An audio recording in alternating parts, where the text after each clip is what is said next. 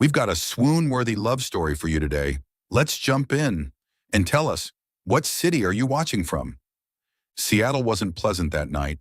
A fine drizzle hung in the air, damp enough to frizz hair, but not enough to justify opening an umbrella. Evelyn Park pulled her gray coat tighter around her, clutching a thick stack of files to her chest as if it were her own child. It was 10:30 p.m.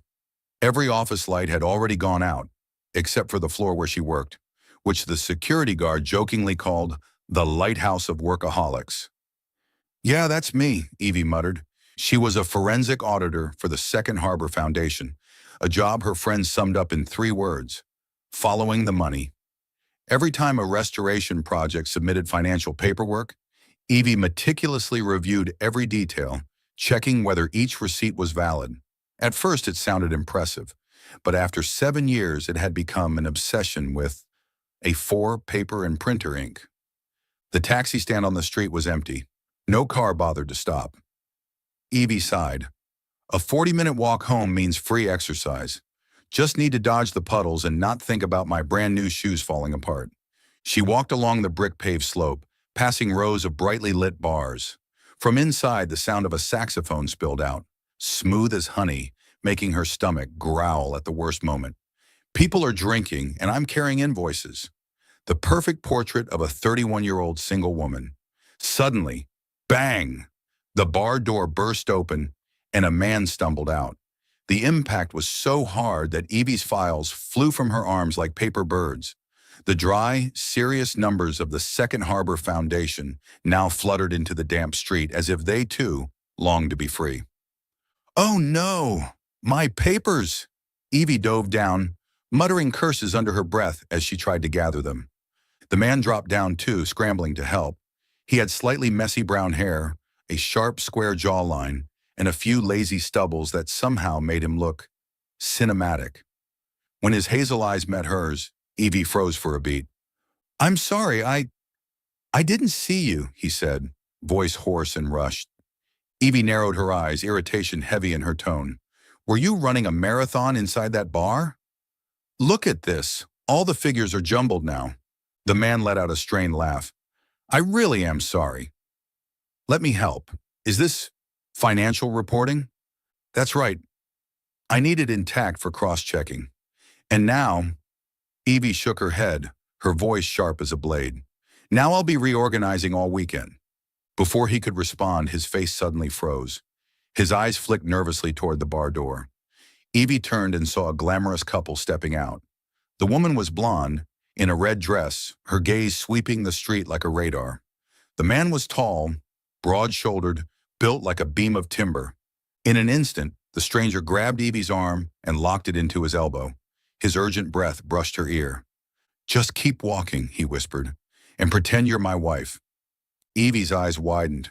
"Excuse me, what?" But it was too late. The blonde spotted him and waved like a flare. "Adrian, here you are. God, I thought you'd run off." Adrian, Evie blinked. So that was his name. And now, she was officially Mrs. Adrian, whether she liked it or not. Adrian squeezed her hand lightly, a silent plea. "Lauren, Teddy, this is my wife." His voice was so confident that Evie nearly believed it herself, even though he didn't even know her name. Evie, more used to boardroom comebacks than improv acting, forced a polite smile. "Pleasure to meet again.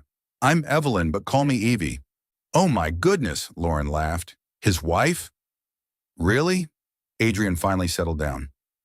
"We must go inside and toast to this." Evie wanted to object, but Teddy, tall as a lamppost, had already offered his hand politely to guide her. And so, 5 minutes later, she found herself sitting awkwardly in a cozy bar with a glass of red wine in front of her.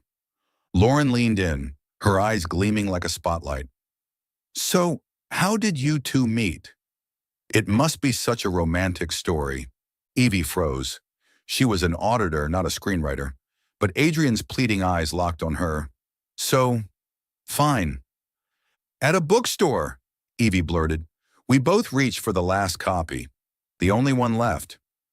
Lauren squealed. "A romance novel?" "No, personal finance," Evie said flatly. Adrian chuckled, picking up the story. And we decided to share the book, then ended up sharing coffee too. Teddy nodded solemnly, as if he had just heard the love story of the decade. Everything continued like a comedy skit. Adrian mentioned their cat, Winston, and Evie immediately blurted out, "I'm allergic to cats." The table went dead silent.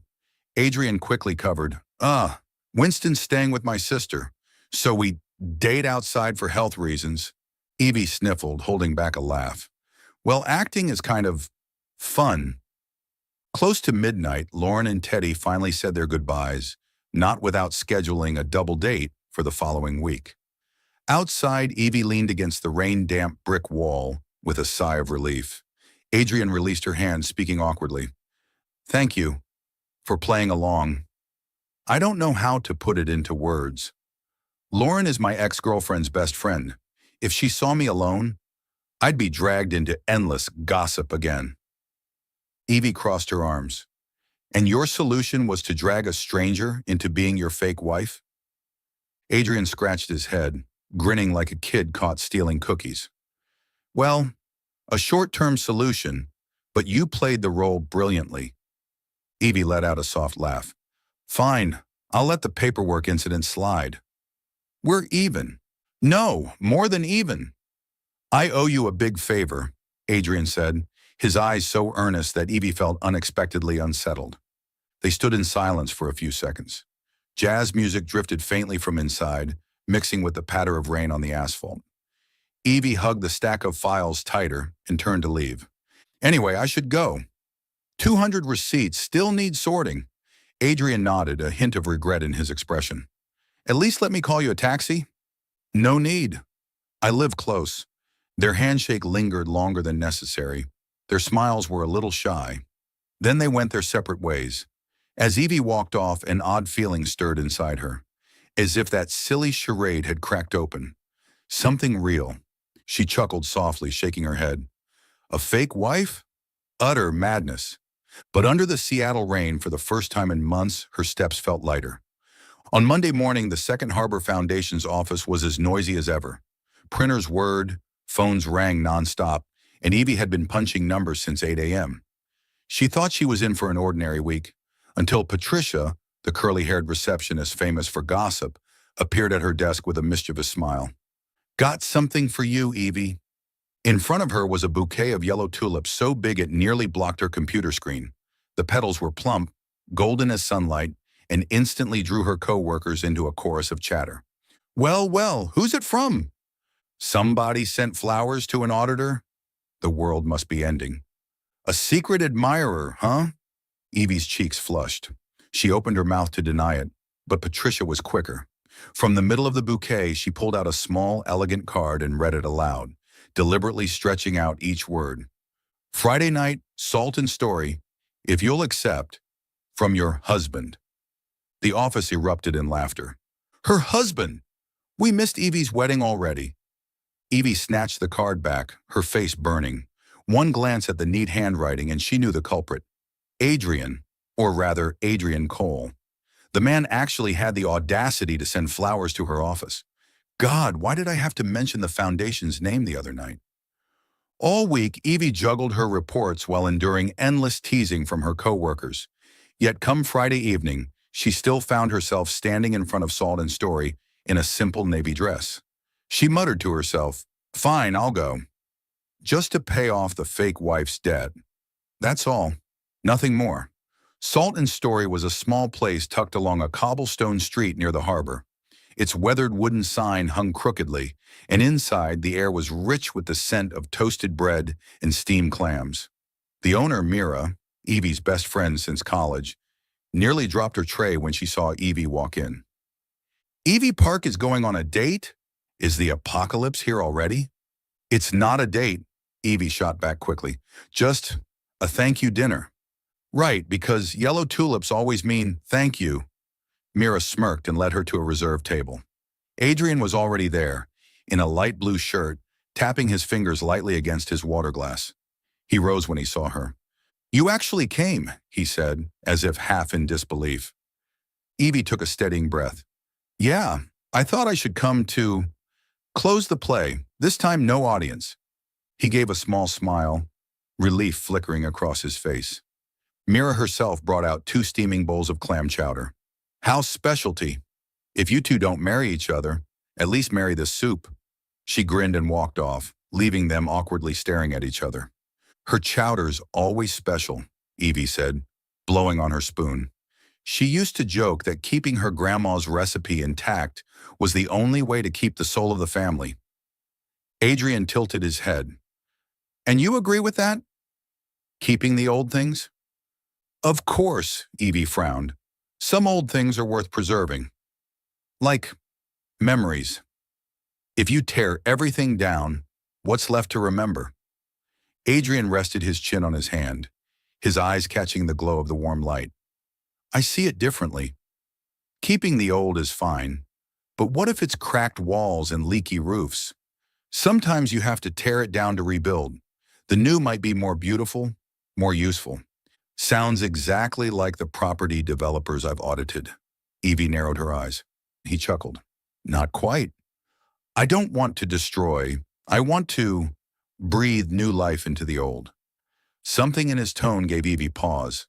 Amid the steam of the chowder, his words carried a weight that didn't feel like a performance. Adrian set his spoon down and leaned back. Have you ever heard of Fremont Loom? Evie blinked. The old textile mill by the Fremont River? It's been abandoned for over a decade. Exactly. My studio and I are restoring it into a community library. Ground floor cafe, second floor open library, top floor gallery space for young artists. His voice brimmed with enthusiasm, his eyes shining as though he could already see every brick and window frame. Without thinking, Evie murmured, Sounds like a dream, but who'd invest in that? Adrian nodded. Second Harbor Foundation is considering it, but I need support from inside, from people like you. Evie froze. You know where I work? You accidentally mentioned the foundation's name at the bar. I wasn't snooping. Adrian smiled, waving a hand lightly. And even if you end up auditing this project, I don't want special treatment.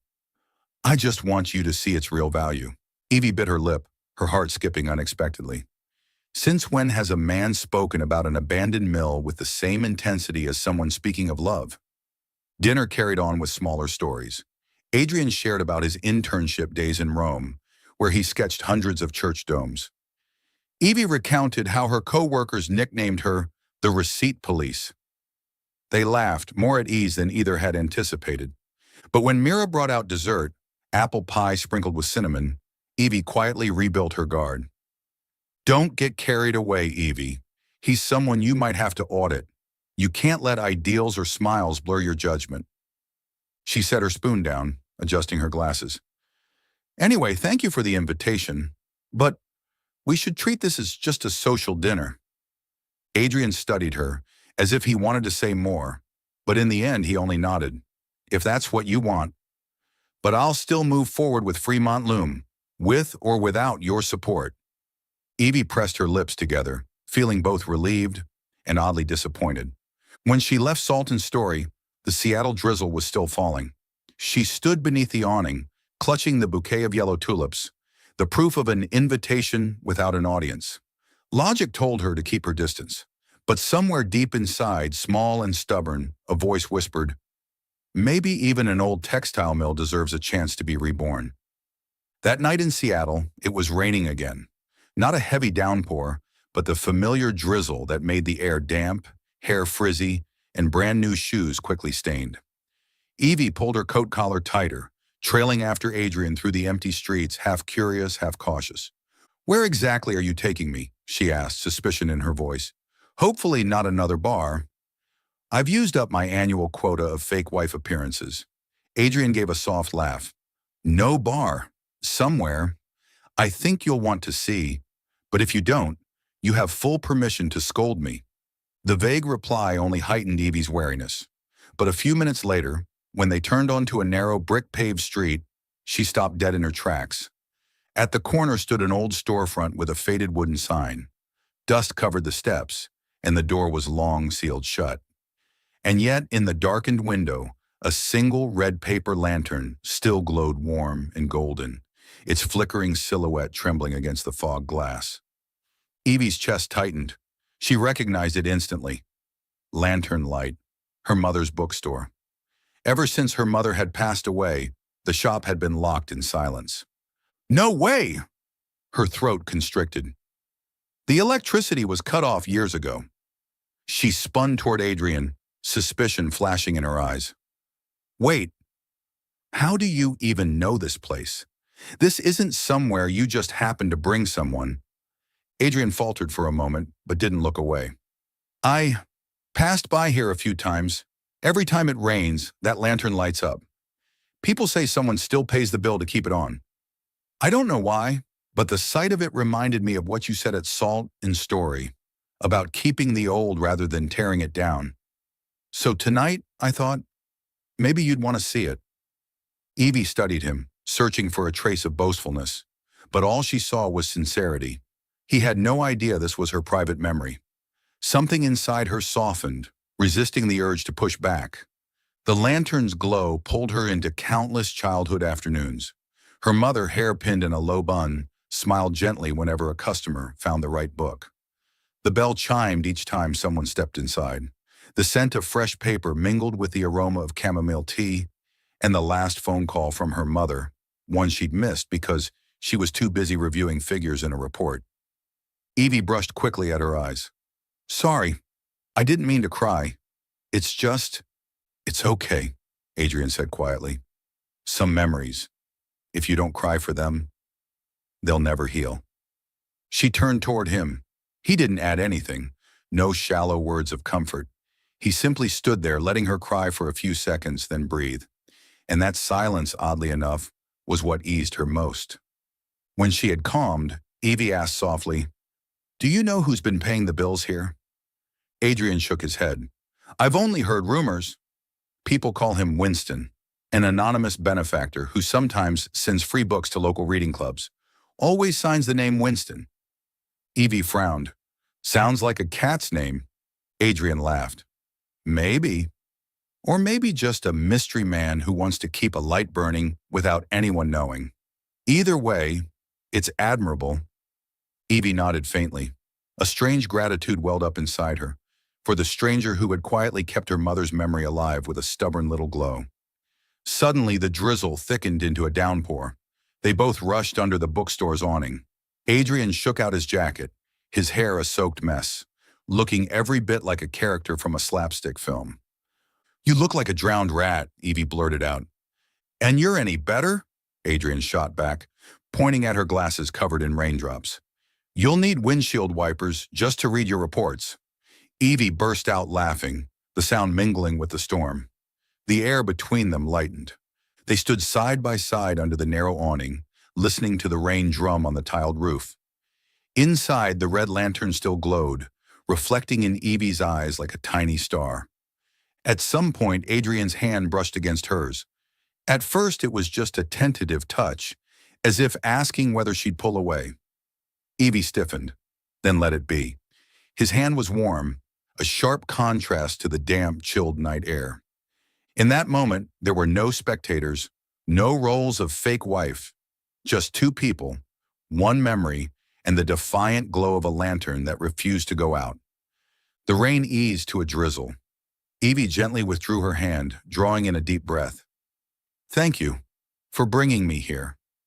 You didn't know, but this place, it means a lot to me. Adrian gave a slight nod, not pressing, not prying. I just think some lights deserve to be kept burning, no matter who's keeping them lit. Evie turned away, but inside she knew. The wall she'd built from numbers and logic had just cracked, and through that crack, his warm hand had found its way in. On Tuesday, the Second Harbor Foundation office was unusually quiet. Some colleagues had opted to work from home because of the rain. Evie, however, stayed glued to her desk, buried under a towering stack of files. The familiar routine. Black coffee, hair neatly tied back, red pen at the ready. She jokingly called her job using a magnifying glass to inspect every penny. But today, instead of the usual dry reports, she turned to the Fremont Loom file, and strangely enough, just a few pages in, something made her pause.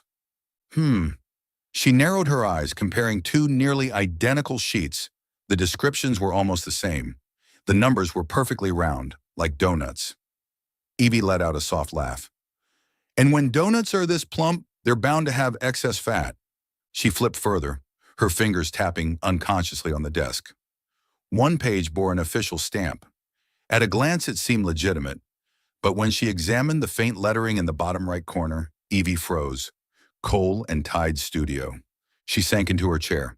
No way, right? Why is Adrian's studio stamp in this file? The question pricked her mind like a tiny needle. It didn't draw blood, but it stung each time she thought about it. That afternoon, a message from Adrian popped up. Latin dance class tonight. You got 2 left feet? I need a partner who can keep up with my disasters. Evie laughed out loud. Her heart shouted, go, but her logic whispered, don't forget the faint stamp in those files. Still, in the end, she showed up at the dance studio in a simple dress, hair tied high. The instructor called out, Uno, dos, tres. Evie stepped with her left foot. Adrian also stepped with his left. The result, her shoe now sported a long black scuff across the toe. Trying to draw new borderlines, are you? Evie shot him a glare. Sorry, promise next time I'll step lighter. Adrian winced. That's not a promise. That's a threat. The whole class burst out laughing. The instructor shook his head and dubbed them the 2 left feet couple. But at least amid the lively music, Evie forgot about that troubling stamp for a while. When she got home, Winston 2.0, the vacuum robot with 2 googly eyes stuck on, came charging at her ankle like a loyal guard dog. Not again, Evie sighed. The robot spun on its wheels, then lunged at a red-scarf teddy bear on the sofa. With a growling motor, it attacked like a soldier in battle. The bear toppled, one plastic eye popping loose, looking like a hapless casualty. Hands on her hips, Evie scolded, Winston, you're a stuffed animal assassin. Her phone buzzed. Another text from Adrian. Thanks for letting me step on you. Next time, I'll lower the damage rate to 10%. Evie snorted, typing back. I'll document that progress in the quarterly report. She set the phone aside, but her gaze drifted back to the Fremont Loom file on the table. Lifting a page, she turned it so that it was under the desk lamp. 3 invoices, nearly identical in terms of sum, all bearing the stamp of Cole and Tide. It could just be a coincidence. It could just be bureaucratic redundancy. But it could also be something else. She inhaled deeply. If she asked Adrian directly, what if he thought she didn't trust him? But if she didn't ask, the truth might never come out. Her job wasn't to avoid questions, it was to find answers. Evie let the paper slip back onto the stack and leaned against her chair. In the living room, Winston 2.0 finally subdued the teddy bear, beeping in victory. Evie shook her head, half amused, half exasperated. Even the robot faces problems head-on. Why am I hesitating? She opened the window, watching the rain streak down the streetlights outside. The lamps blurred into mist. Her heart wanted to hold on to the innocence that had begun sprouting over the past few meetings. But her work kept pressing a needle into her palm, a subtle sting reminding her something wasn't right. Evie closed the file and hugged it tightly to her chest. Tomorrow, I'll decide whether to ask Adrian or not. Tonight, though, she let Winston 2.0 continue his heroics against stuffed animals, while she allowed herself to drift off to sleep, still caught between doubt and longing, with no clear answer. Salton's story was busier than usual that evening. Outside, the rain had just stopped, droplets still clinging to the windows, catching the golden glow of the street lamps. Evie sat at her usual table near the old bookshelf. Mira had already ordered 2 bowls of clam chowder, but the quick-witted friend excused herself. The kitchen needs me, clearly just to leave the space for them. Adrian arrived a little later, sleeves rolled up on his shirt, his hair still damp from the rain.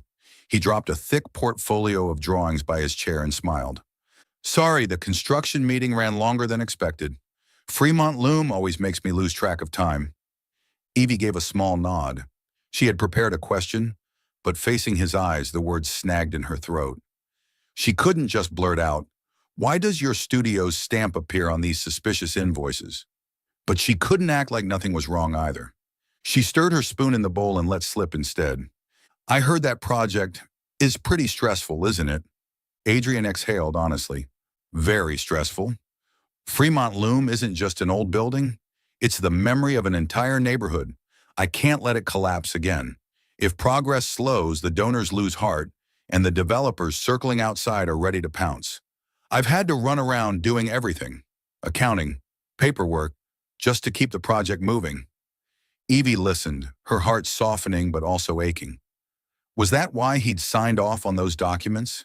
Just to keep the cash flowing? Part of her wanted to believe him. Another part reminded her, don't let emotions cloud your judgment. Adrian tried a light smile as if to break the tension. Sometimes I think if I had another fake wife to organize the paperwork, I'd be a lot less stressed. Evie laughed, but before she could answer, a shrill voice cut in. Oh, speaking of husbands and wives, I must have arrived at the perfect time. Lauren appeared, golden hair gleaming, red dress blazing. She walked straight to their table, her gaze scanning every detail. Hello, Adrian. And wife. Her voice stretched mockingly. You two look so happy together. I should mark it in my calendar. Anniversary of the fairy tale couple. Evie froze, her smile stiff. Adrian's brow creased slightly. Lauren, we're in the middle of dinner. Oh, I don't mean to intrude. Lauren pulled out a chair and sat down, very much intruding. Just wanted to offer a tiny reminder, Evie. In our line of work, emotions are dangerous. Don't let a bit of personal confusion put your career at risk, especially when you're auditing projects that some people at this table have staked their lives on. Evie looked up at her. Each word was like a sharp little blade, too shallow to draw blood, but enough to leave scratches. Adrian's voice turned firm. Lauren, that's enough. But Lauren was already rising, adjusting her purse and tossing back a smile as sweet as artificial sugar. I'm only being considerate. Enjoy your dinner. Just remember, between your heart and your spreadsheets, choose the right one. She swept out, leaving behind a trail of perfume and an air strung tight as a wire. Evie sat in silence for a long moment. The spoon in her hand had gone cold, but her chest burned with a storm of emotions. On one hand, she wanted to laugh at Lauren's obvious theatrics. On the other, the warning struck at her greatest fear. If I let feelings interfere, will I fail at my job? Adrian finally broke the silence, his voice gentler. Don't listen to her. Lauren survives by planting doubt in others. Fremont Loom means everything to me, and I would never do anything to harm it. Trust me. Evie looked straight into his eyes, honest, steady, yet Lauren's shadow still hovered in her mind, like a stubborn ink stain. She drew a long breath, managing a small smile, her voice calm. I need more time. There are figures I still need to reconcile.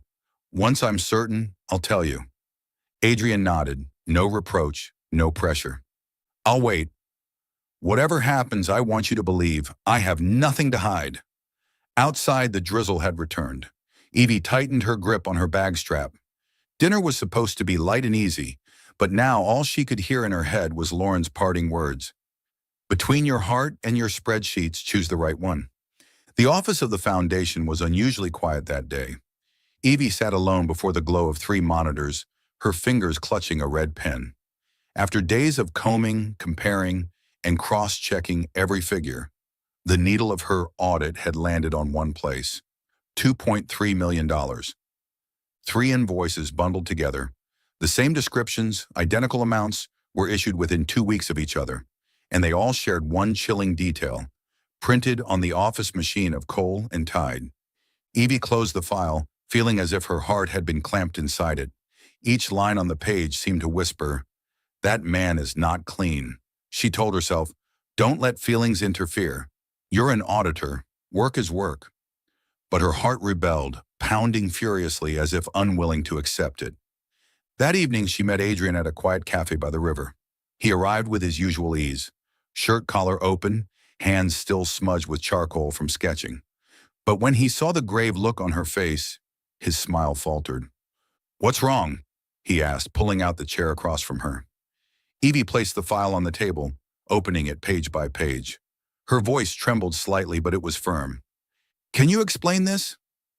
3 invoices totaling $2.3 million, all printed from your office machine, and the coal and tide stamp in a place it has no business being. Adrian froze. He bent over the stack of papers, his face tightening. After a long moment, he lifted his head, brown eyes burning with anguish. Evie, I swear, I had no idea these documents even existed. I didn't do this. Evie gripped her pen tighter, trying to hold steady. But ink doesn't lie. The stamp is here. Your printer. How can I ignore that? Someone in the studio could have used it without me knowing. Adrian pressed a hand to his forehead. I don't monitor every single printout, but I have never taken a dime from Fremont Loom. His voice cracked on the last words, but Evie couldn't soften. Lauren's warning echoed in her mind. Don't let emotions ruin your career. She shut the file with a sharp breath. I need to stay objective. I can't defend you just because we've shared a few evenings together. Adrian's eyes darkened. He gave a small nod, like a man accepting a sentence. I understand. If you have to choose between me and your job, choose your job. But believe me, Evie, the truth will come out. He rose, his shadow stretching long across the floor where the rain had seeped in through the doorway. Evie didn't stop him. That night, Evie returned to the little street where Lantern Light stood. The old shop remained sealed shut, and as always, the red lantern inside glowed faintly, casting its stubborn warmth into the night. But this time, the light didn't comfort her. It only reminded her of that moment in the rain with Adrian, his hand clasping hers. She stepped onto the porch, staring at the defiant glow for a long time. Tears pressed at her eyes, but she forced them back. With cold resolve, she reached for the outside switch. The lantern went dark. The corner sank into shadow. Her whisper broke against her own throat. I can't let my heart lead me astray. I have to stay objective. Suddenly, rain burst down again, lashing against the glass. Evie turned away, walking into the storm, leaving behind a darkened porch and a dead lantern, her own silent proof of the decision she had made. That morning, when Evie walked into the Second Harbor Foundation office, the atmosphere was off. People whispered, eyes glued to their phone screens. Patricia, the curly-haired receptionist, shot her a glance, then hastily closed a news tab as if afraid Evie might see. What's going on? Evie frowned. No one answered. Only when she sat down and opened her laptop did the headline hit her square in the face. Playboy architect fakes a wife to cover up Fremont Loom financial scandal. Beneath it was a grainy photo, she and Adrian at Salt and Story, laughing, their hands almost touching. The article twisted the story beyond recognition, Adrian parading around a fake wife as the perfect cover, while in reality he was allegedly misappropriating millions in donor funds. The byline, Teddy Brooks. A chill swept through Evie's spine. That afternoon, an emergency board meeting convened at the Foundation's council room. Director Morley laid the newspaper on the table, her voice sharp and firm. In light of this situation, Second Harbor has no choice but to suspend all disbursements for Fremont Loom. We cannot allow a single dollar out the door while the media is in an uproar over this scandal. Someone spoke up. Perhaps it's time to reconsider selling to Morrow Urban. They've long expressed interest in buying that property. Evie's heart plummeted straight to the floor. Morrow, if that happened, Fremont Loom would become a gleaming shopping complex, wiping out the memory of the neighborhood forever. She wanted to protest, to shout that Adrian wasn't greedy, that Fremont Loom deserved saving, but Lauren's voice replayed in her head. Don't let feelings ruin your career. Evie bit her lip hard and stayed silent. That evening, Evie sat at Salt and Story, her head buried in her hands. Mira set down a steaming mug of hot cocoa in front of her, then planted her fists on her hips. Are you going to say anything? Evie sighed. I'm not sure. There are documents. Documents, Mira cut her off, her tone unusually sharp. Evie, you live buried in numbers, but have you ever looked at people? Adrian isn't that kind of man. I don't need proof. I can see it. And so can you, only you're too afraid to admit it. Evie looked up, stunned by the anger blazing in her friend's eyes. Mira pressed on. Don't lose a good man just because you're afraid of being wrong. Some mistakes hurt far worse, like letting go of someone who truly deserves your trust. Evie bit down on her lip, unable to argue. She remembered the warmth of his hand beneath the rain-soaked awning, his awkward smile on the dance floor, the steady conviction in his eyes when he swore he was innocent. But then, just as quickly, the image of those 3 bundled invoices and the faint studio stamp resurfaced. Silence. The only sound in the cafe was the chopping of knives from Mira's kitchen. Evie held the cocoa, letting the steam warm her cheeks. Her heart wanted to believe, but her mind forced her into silence. That night, when she returned to the street where lantern light stood, Evie looked up at its dark window. The lantern had been extinguished since the night before, by her own hand. The corner now looked soulless, just like she felt, stranded at a crossroads, torn between holding on to faith or letting it go. Rain began again, droplets pattering against the pavement. Evie stood there for a long time, her hand clenched tight on her bag strap, and inside her mind, Mira's words echoed. Don't lose a good man just because you're afraid of being wrong. Still following the story? If this story found you outside of Soul Stories, we invite you home, to where every touching tale begins with truth, hope, and heart. Seattle's rain seemed endless these days. Evie sat alone in the foundation office, her eyes fixed on the monitor's glow. The Fremont Loom files still lay there, silent, as if daring her. But today, instead of rereading line after line, she dove straight into the original files the contractors had uploaded into the system. She opened the archive folder, heart pounding. In theory, the PDFs were all generated from a standard accounting program. But when Evie compared the metadata, something strange appeared. File 1, created December 18th, 10:14 a.m. File 2, created December 22nd, 2:05 p.m. File 3, created December 24th, 11:47 p.m. Christmas Eve. Who works on financial records nearly at midnight on Christmas? Evie frowned, tapping her pen against the desk. A small detail, but to her it was like a crack in a wall. And when there's a crack, there's always something bigger inside. She switched to the printer logs. The foundation was allowed to monitor remotely, devices linked to the Fremont Loom project. On the record, the entry appeared CTPRN02. Print time, also December 24th, 11:50 p.m. Evie froze. That printer was indeed Colin Tide's, but who had used it? 2 days later, thanks to a contact in the building management where Colin Tide rented their office, Evie obtained a copy of the Christmas Eve security footage. The video shook slightly under the dim yellow light. A figure entered, baseball cap pulled low, shoulders much narrower than Adrian's. The person plugged in a USB and hit print. Paper slid out, stamped quickly. The face was obscured, but the side profile was clear enough for Evie to recognize. Noah, the young architect, Adrian's trusted assistant. Evie clenched her fists. Part of her felt relief. At least it wasn't Adrian. But anger and disappointment flared just as strongly. Why Noah? And why forge documents that could push Adrian into disaster? She arranged to meet Noah at a small cafe at the end of the street. When Evie walked in, Noah nearly spilled his latte in shock. Barely past 20, with freckles across his face, he looked like a kid caught with his hand in the cookie jar. "Hi, Miss Evie," Noah stammered, eyes darting away. Evie didn't waste time. She placed the USB with the footage on the table, her voice calm but firm. "Christmas Eve, Colin Tide's office. You printed those invoices. Why?" Noah's face went pale, his hands twisting together. For a long moment he breathed hard, like someone running uphill before whispering, "They forced me." "They who?" Evie pressed. "Morrow Urban." The name sent a chill down Evie's spine. Noah dropped his gaze, the words spilling out in a flood. "Mr. Morrow's people approached me. They said all I had to do was print a few papers, add the stamp, and in return, I'd get a new life advance. They promised me a scholarship in Europe, a shining job. I was weak." Evie's eyes blazed, her heart a knot of fury and pity. "Do you realize what you've done?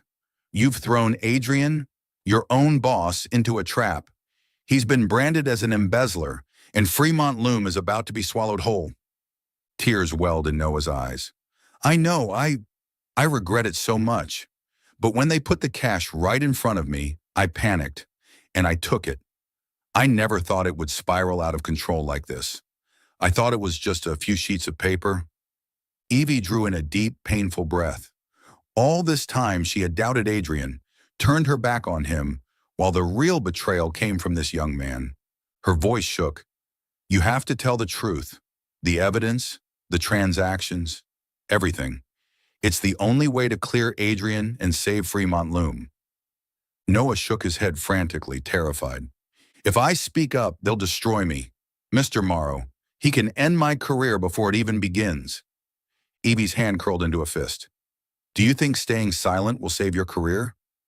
What you're holding isn't a scholarship. It's a sentence. Not just for Adrian, but for yourself. Noah bit his lip, eyes blurring. In that moment, he looked no older than a lost child caught in a storm too big for him.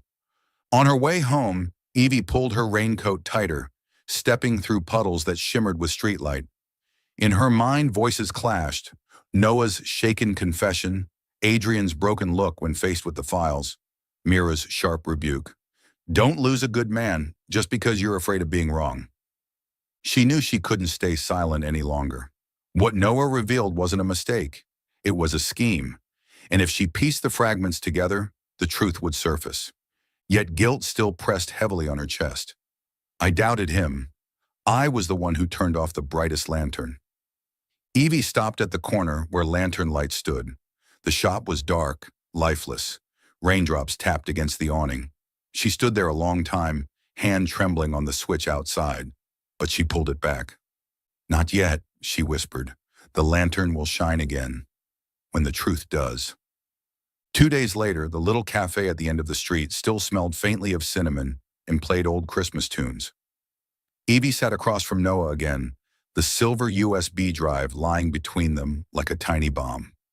He trembled, fingers twisted tightly together, eyes darting anywhere but hers. Noah, Evie said slowly, her voice steady but firm, if you hand over everything, emails, transfer records, and the original PR contract Lauren drafted, you'll still have a chance to make this right. If you hold on to it, it will only drag you down further. Noah shook his head, his voice breaking. I'm scared. They'll destroy me.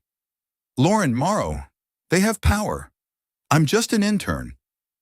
Evie rested her hand lightly on the USB, her gaze unflinching. Do you really think they'll spare you? When everything comes out, they'll need a scapegoat, and that scapegoat will be you. Adrian is already carrying the blame for you. Are you really going to sit back and watch the man who trusted you be buried alive? Noah blinked rapidly, tears glinting in the warm yellow light. After a long pause, he pulled out a crumpled envelope from his bag. Inside were printed documents and a second USB. This is the contract. I backed it up because I was afraid they'd betray me too. Lauren wrote the directives for the smear campaign. And here, he laid down a few more sheets, bank transfer slips, clearly marked with payments labeled Advance for European Scholarship. Evie exhaled in relief. She gathered everything into the folder, feeling both lighter and heavier at the same time. Only one thing remained. Adrian had to know. They met at the Colantide studio, the walls lined with massive drawings. Adrian emerged, eyes ringed with exhaustion, but still carrying a hard edge of resolve. When he saw Noah trailing behind Evie, he froze. Noah! Just one word, heavy as stone. Noah kept his head bowed, lips trembling. Evie gave Adrian a small nod, urging him, hear him out. Adrian stepped closer, stopping right in front of his young protege. No shouting, no rage, just one hoarse question. Why? Silence fell, thick as a curtain. Noah broke down, sobs shaking his shoulders. I was weak. They promised me a scholarship, a prestigious job, and a new life. I saw the money, the chance, and I was afraid I'd never get it if I stayed just an assistant forever. I betrayed you. Tears splattered onto the blueprint spread across the table, smearing into dark stains. Adrian stared at him quietly, his face carved with deep disappointment. But when he spoke, his voice was gentler. Noah, if you had come to me from the start, I could have found a way to help you. Instead, you took the shortcut, and it shoved Fremont looms straight into the wolf's mouth. Do you understand you almost killed a whole memory? Noah's breath hitched, and he collapsed into a chair. I'm sorry. I don't expect forgiveness. Just, please give me a chance to set this right. I'll hand over all the evidence. I'll testify, expose Morrow and Lauren. Just don't let me lose everything. Evie laid her hand on his shoulder, gentle but unyielding. Chances don't fall from the sky, Noah. You have to step up and fight for them. This is the last one you'll get. After this, either you save yourself, or there will be nothing left. Adrian stayed silent, then turned away, bracing his hands against the table, staring out through the rain-streaked window. After a long moment, he gave a slight nod. Start by telling the truth, all of it. Noah wiped his tears, still shaking, but his eyes flickered with a fragile light, like a lifeline had just been thrown his way. When Noah finally left, only Evie and Adrian remained. The rain whispered against the awning outside, blending with the steady hum of the plotter in the corner. Evie placed the folder on the desk, meeting Adrian's gaze. You see, it wasn't you. They set the trap. I'm sorry for doubting you. Adrian turned, his eyes weary but carrying a flicker of relief. You were doing your job. I don't blame you. But Evie, thank you for chasing the truth. I thought it was all over. In that moment, their eyes locked. No defenses, no walls. Just the truth laid bare, and a fragile but fierce new trust rising in its place. Evie smiled faintly, the weight on her shoulders finally lifting. For the first time in weeks, she felt the lantern she had extinguished inside herself begin to glow again. On Tuesday morning, the Second Harbor Foundation office buzzed with unusual energy. Patricia, the curly-haired receptionist, struggled to carry in a heavy cardboard box, which she dropped on Evie's desk. For you, Evie, your name's on it. Sender, Winston Cole, looks like books. Books? Evie frowned. Yep, the label says Lantern Light Reading Club. Some old community reading club is still in our system, I think. Patricia shrugged and walked off. Evie froze. Lantern Light, her mother's bookstore.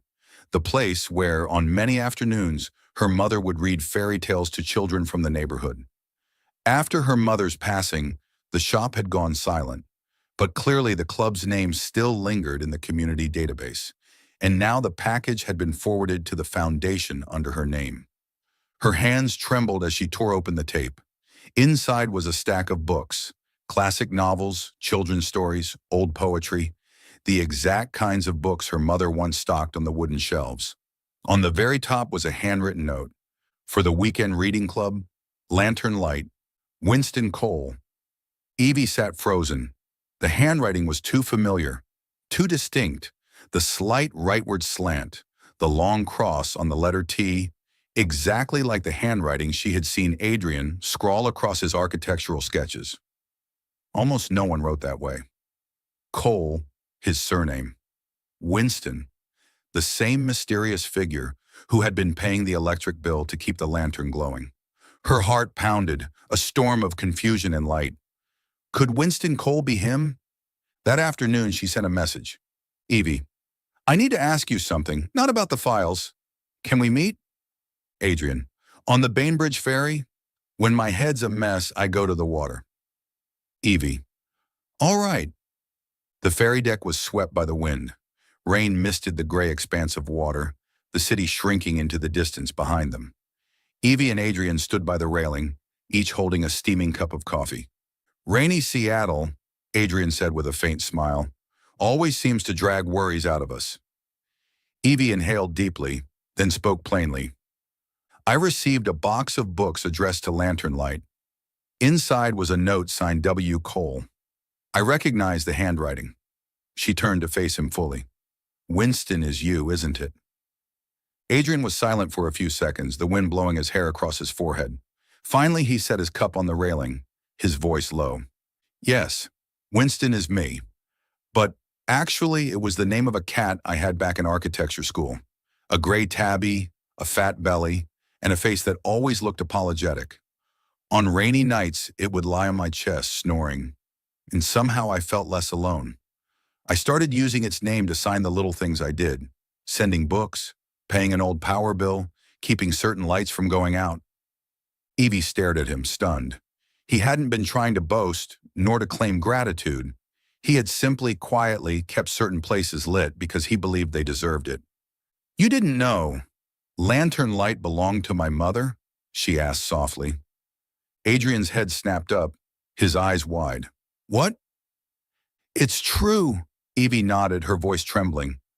"My mom owned the shop. She passed away 3 years ago. Since then, it's been closed, but every time it rained, I saw the red lantern glow. I never understood why. Now I know. It was you." Adrian went still.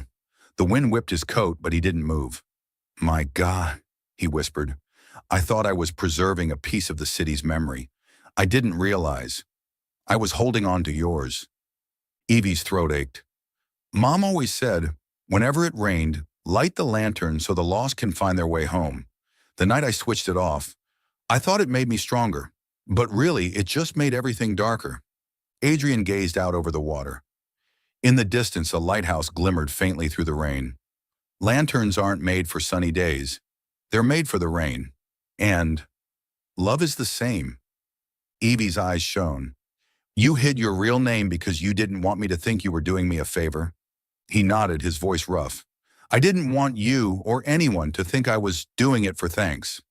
I wanted the lantern to shine because it deserved to shine, not because some architect named Cole needed to be remembered." Evie let out a trembling laugh through her tears. "I think my mom would have liked you." Adrian turned to her, startled, then softened. "I hope so. At the very least, she had good taste, because she left you to this world." She laughed and playfully punched his shoulder. Then, with nothing left between them, they stood quietly in the rain, their hands brushing together. When the ferry docked, they returned to the street where Lantern Light stood. The awning was damp, the glass door dusty. Evie placed her hand on the same switch she had once flipped off. She whispered, "For the lost, so they can still find their way," and turned it on. The red lantern blazed to life, casting a golden glow across the rain-soaked steps. The entire corner seemed reborn. Adrian looked at the light, then at her. Without another word, he pulled Evie into his arms. Their first embrace, after all the doubts, after all the ice, melted now into warmth. Evie closed her eyes and rested against his chest. She knew with certainty, from this moment on, that lantern would never go dark again. On Friday morning, Teddy Brooks sat in his small apartment, a sleek laptop before him and a dull silver USB drive lying beside it. He had received it from Evie the night before, along with a single pointed sentence. "You want to be a real journalist, not just a clickbait writer? This is your chance." Teddy hesitated. As a freelance reporter, he had long been criticized as half rumor, half truth. But what was on this USB, an audio recording of an internal PR meeting at Morrow Urban, could change everything. He hit play. Lauren's voice rang out, clear and cold. "We'll hammer the image of Adrian Cole as a philanderer, spin the story of a fake wife so the public sees him as a fraud through and through. Crowds love drama, love scandal. Once this spreads, no one will care about Fremont Loom anymore." A pause, then another voice asked, "What if someone checks the actual financial records?" Lauren gave a sharp laugh. "We only need enough time for Morrow to snatch the project. By then, who cares who was right or wrong?" Teddy shut his eyes, trembling all over. This was the truth he had to publish. Without another second of doubt, he opened a blank document and typed the headline. "The Truth Behind the Fremont Loom Scandal, a Dirty PR Campaign by Lauren and Morrow." The article went live at 9 a.m. Within hours, social media erupted. Hundreds of shares, thousands of furious comments. Residents who remembered attending reading sessions at Lantern Light or passing by Fremont Loom voiced their memories and their desire to see the building preserved. An online petition appeared. "Save Fremont Loom. Restore the truth to the city." In just 24 hours, it gathered over 25,000 signatures. Local TV channels picked up the story, replaying old footage. Fremont Loom in its heyday, textile workers smiling at their looms, the bustling neighborhood before it was abandoned. Public pressure surged. The Second Harbor Foundation Board was forced into an emergency meeting. Director Morley stood before the microphone and declared, "We are officially reinstating disbursements for Fremont Loom. The truth is now clear. The project was smeared by unethical media tactics. The foundation will move forward with coal and tide to preserve this historic site." In the boardroom, Evie sat frozen. She had feared until the very last minute, but now it felt as if a stone had been lifted from her shoulders. Adrian turned toward her, his eyes soft. "You did it." Across town, Lauren seethed with rage as she read Teddy's exposé. But the audio recordings, the black PR contract on the USB, and Noah's testimony, all of it stood against her. Morrow Urban scrambled into a press conference. Mr. Morrow, pale-faced, read a statement.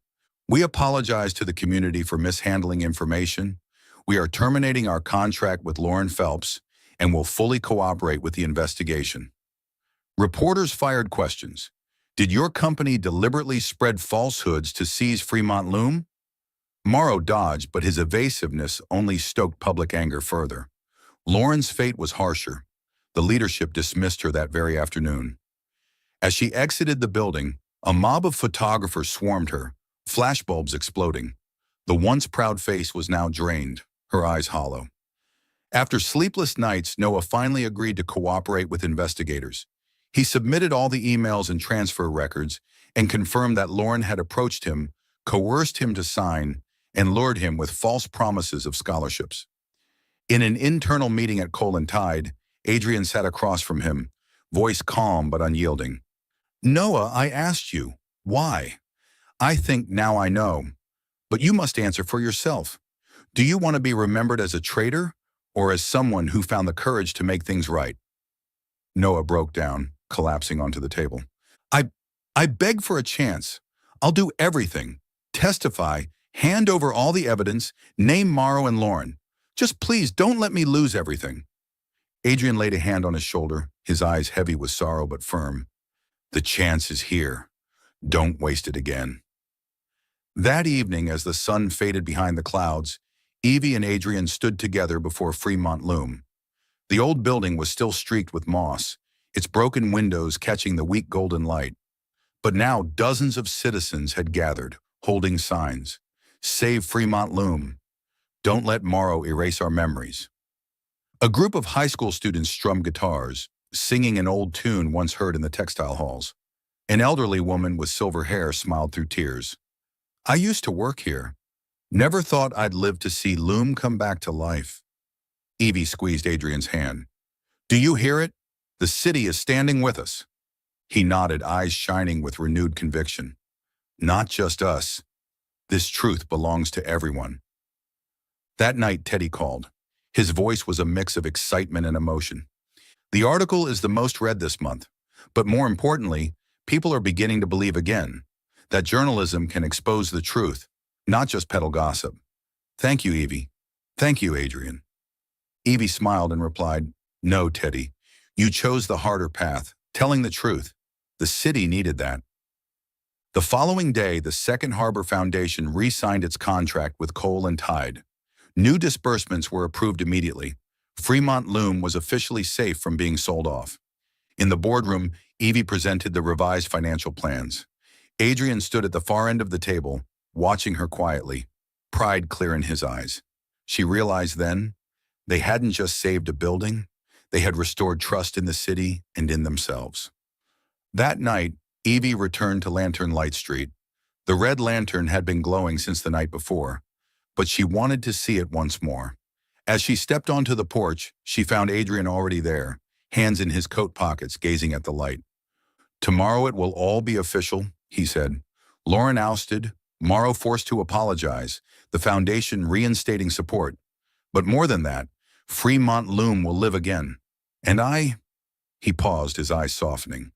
"I won't have to carry it alone anymore." Evie smiled, stepping closer. "Because from now on, we'll keep this lantern together." He turned, and for the first time in the damp, cold Seattle night, Evie didn't hesitate. She wrapped her arms around him first. Adrian pulled her close, leaving no space between them. The red lantern glowed above, casting its shadow long across the wet pavement. The city outside still dripped with rain, but in Evie's heart, one truth shone clear. Keeping a lantern burning in the rain wasn't just a duty, it was love. That morning, Seattle didn't ruffle the city with a gray downpour, but only dusted a thin veil of mist, like shimmering highlighter on a cheek.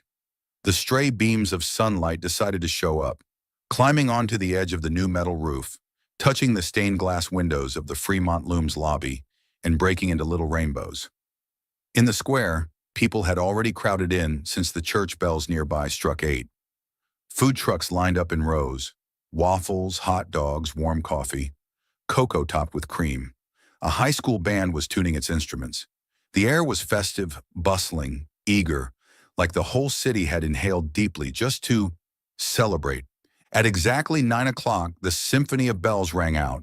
From the newly restored bell tower, the first toll rolled, then the second, then the third, blending with the clapping hands of children, with the clicking of Teddy's camera shutter. Faces lifted skyward as the stained glass, still sprinkled with soft rain, caught the sunlight and scattered it into warm fragments.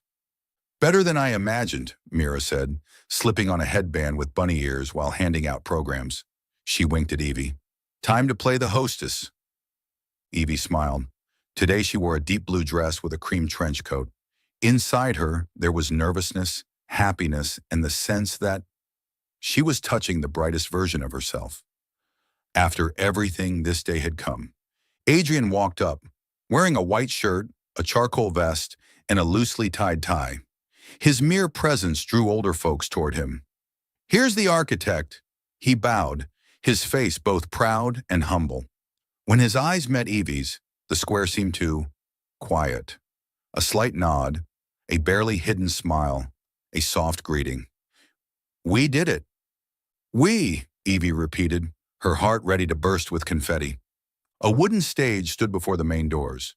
The ribbon for the ceremony wasn't plastic, but a handmade strip of fabric woven from threads salvaged by former workers, now stitched into something new. When the MC introduced her, Evie stepped up. She glanced over the microphone, catching not so much her mother's figure in the crowd as the tender feeling she always had when about to do something memorable. Evie's voice rang clear, no strain needed. Someone once asked, "Why keep an old building instead of building something new?" My answer is, houses keep memories. Here, there used to be the sound of looms, laughter during breaks, sweat and dreams pressed into every brick. She gestured toward the glass hallway. Black and white photos of the loom at its peak, interspersed with shots of restorers sanding, painting, fitting, tiny fragments of the past warming the present. But if memories stay only inside walls, they turn to dust. The keepers of a house are us. We keep it alive by walking in, reading, learning, laughing, playing, starting clubs, and continuing the story in our own way. Starting today, Fremont Loom belongs to everyone. From the baby with their first picture book to the grandmother telling one last tale at night. Applause burst out. Someone whistled. A boy held up a cardboard sign, "Fremont Loom equals second home." Evie smiled, blinking rapidly so she wouldn't blink away tears. "And one more thing," she said. "Thank you to everyone who signed, who shared, who stood in the rain to protect it. Thank you to those brave enough to make things right. Thank you to the one who kept the lights on through the storm. This city is beautiful because we believe in each other." "The best part's coming," Teddy muttered behind his lens. He glanced at his colleagues, joking. "Okay, headline this, but don't make it too sappy. Or actually, go ahead and make it sappy." Evie stepped back half a pace. Adrian stepped forward. Without a mic, he reached out his hand. In front of the community, he held Evie's hand. No more fake wife, no more pretending. Applause roared. Someone shouted, "Kiss! Kiss!" Mira stuck out her tongue and made a silly face at the crowd. "Quiet down, ribbon first." The ceremonial knife gleamed. Together, Evie and Adrian cut the woven strip. As the fabric split, the bell tower tolled once like a beat in time. The great doors opened, spilling golden light. Fremont Loom, open. Inside the grand hall, people poured in like a fresh breeze. Shoulder-high shelves brimmed with everything from Shakespeare's plays to balcony gardening handbooks. In the center, a co-working zone of pale wooden tables, cushioned chairs, neat power outlets, as if whispering, "Sit down and write something kind." The east corner, the children's reading area, was a rainbow burst of joy. Cloud-shaped cushions, white shag carpet, mini rainbow-painted bookshelves. And in the middle, Winston 2.0. The legendary vacuum robot is now dressed to the hilt by Mira. Eyes 3 times bigger, long lashes, fake whiskers, and a baseball cap. A little sign read, "Sir Winston, guardian of teddy bears, sucking away all fears." Kids swarmed it, chanting, "Winston! Winston!" The robot growled playfully, rolling after a fabric ball Mira tossed. A boy turned back. "Miss, does it eat pencils?" Evie answered seriously, "Only cookie crumbs." The kids squealed with laughter. "Can we give it even bigger eyes?" a girl asked. "Oh, let me see if I've got extra large ones," Mira said, pulling out enormous eyes from her bag. The children clapped like they'd seen magic. Winston 2.0 blinked its new oversized eyes, looking so goofy that Adrian had to grip a shelf to keep from collapsing with laughter. Noah stood hesitantly by the door, holding a box of books. Evie nodded. He smiled, stepped in, placed the box in the kid's corner, and whispered to a child, "Want me to tell the story of the happy tree?" The child nodded eagerly. Sometimes second chances begin with a halting but warm voice. Down the hallway stood Lantern Light, a small wood-paneled room with a red lantern hanging at its door. A carved plaque read, "Lantern Light Reading Lounge." Evie touched it, delighted, as if finding an old home after a long journey. She looked at Adrian. He smiled, gesturing, "You go open it." Evie gathered a group of children, opened the fluffy duckling, and began to read, her voice a bit clumsy but full of fun. Mothers nodded at each other. "Good storyteller." Meanwhile, Teddy darted around, snapping photos of an old weaver touching the displayed loom, interviewing a couple taking selfies before the stained glass. His article would likely open with, "One morning, the city remembered it had a heart." Out in the lobby, volunteers handed out badges embroidered with slogans, "Team Loomer, keep the lights on, Winston's crew." Everyone laughed as they pinned them on. Adrian secretly fastened a tiny lantern-shaped badge onto Evie's coat. She blinked. "It's beautiful. Who's it for?" "For the one who lights things up the most." By midday, the rain had stopped. Sunlight streamed through stained glass, painting pink, blue, and yellow stripes across the shoulders passing by. The student band descended to the ground floor, playing a sweet "Here Comes the Sun." Children swayed, adults clapped, and Winston 2.0 inexplicably glided along in rhythm. Evie was signing the organizer's thank you card when she felt a hand slip into hers. She turned. Adrian. He said nothing, only held her hand, warm and steady. A few cameras caught the moment. Instead of oohs, the crowd cheered joyfully, as if everyone had been waiting for this. Mira whistled teasingly. "My God, I thought this only happened in holiday movies." "What movie?" "This is a series," Teddy said, never looking away from his lens. "Season 2 opens with bells and double XL robot eyes." Adrian leaned in, whispering so only Evie could hear above the music. "If I had to pretend one last thing," he paused, his gaze deep enough to flip her stomach, "I'd pretend to be calm when you're beside me." Evie laughed, cheeks burning. "You pretend well, but your hand is shaking." "That's because the band's playing fast," he argued unconvincingly. "Right," she nodded seriously. "Fast like the heart of someone saying something important." No more words were needed. Their eyes met, enough of a hidden proposal without kneeling or a ring box. Just the right person, the right day, the right light. Mira swooped in like a gust, shoving 2 hot waffles into their hands. "Eat, then head out to the square. They're starting a free dance circle. Anyone who misses a step will get chased by Winston 2.0 cleaning their footprints." The kids heard Winston and shouted, "Winston! Winston!" The robot growled and darted after. A drifting soap bubble. The whole room erupted in laughter. Evie bit into her waffle, powdered sugar dusting her nose. Adrian brushed it away with his thumb, eyes triumphant like he'd solved a tough puzzle. There, confiscated illegal sugar. Oh, please, Evie glared, but her heart melted like frosting. At dusk, the square became a dance floor. A big circle formed, with the student band playing Latin rhythms. Uno, dos, tres, the count rang out. Evie glanced at Adrian. Remember, 2 left feet? Sure do, he replied, but today I've trained 1.5 right ones. They dove into the circle. This time, no stepping on shoes, or if they did, it was lovingly. The crowd clapped to the beat. Stained glass lights above flickered like a fairy tale disco. By the porch, a second lantern lit up at lantern light. Mira announced, "Twin lanterns, double the luck." Teddy clicked away, mumbling, "Cover photo secured?"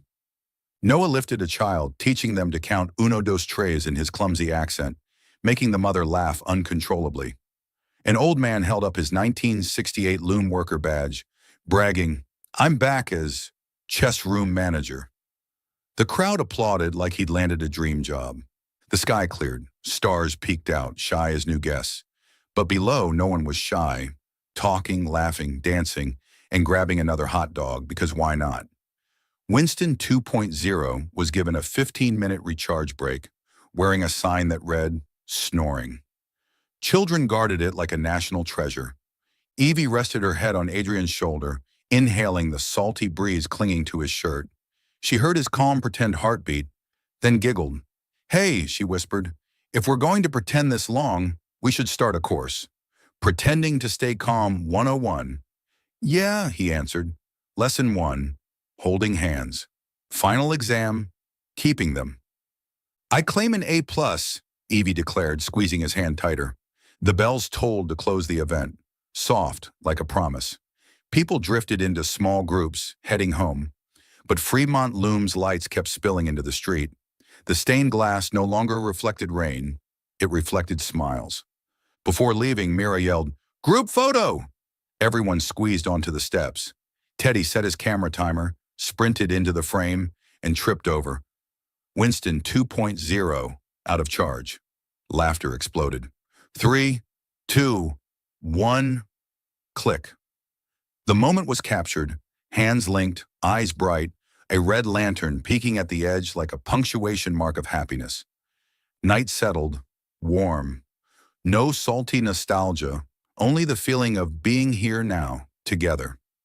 Evie and Adrian walked slowly through the hallway, past the children's corner where Winston 2.0 slept, eyes half shut, past lantern light where a young volunteer carefully stacked books. They slipped out the back door, into a damp wooden alley, pausing to gaze at the loom's facade. An old house renewed. "We'll come back tomorrow," Evie said. "And the day after," Adrian added. "And on rainy days too," they said together, laughing. Somewhere in the city, new stories were beginning. Here the old one was smiling. And as Evie tightened her grip on Adrian's hand, she knew, if anything deserved to be as sturdy as brick, as clear as glass, as bright as lanterns, it was the joy they just lit. Simple, loud enough, radiant. "Let's go," Adrian said, "before Winston 2.0 thinks we abandoned it on overnight babysitting duty." Evie burst out laughing. "Tomorrow it'll be promoted to honorary butler." "And me?" Adrian asked. "You're the professional, pretend to be calm architect." They bumped foreheads, laughed, and stepped into the night, hand in hand, under a sky imperfect but brilliant. Behind them, Fremont Loom still glowed. Ahead, the city opened wide like a brand new book, fresh with the scent of paper, ready for them to write. No need for melancholy ink, only joy free of dust.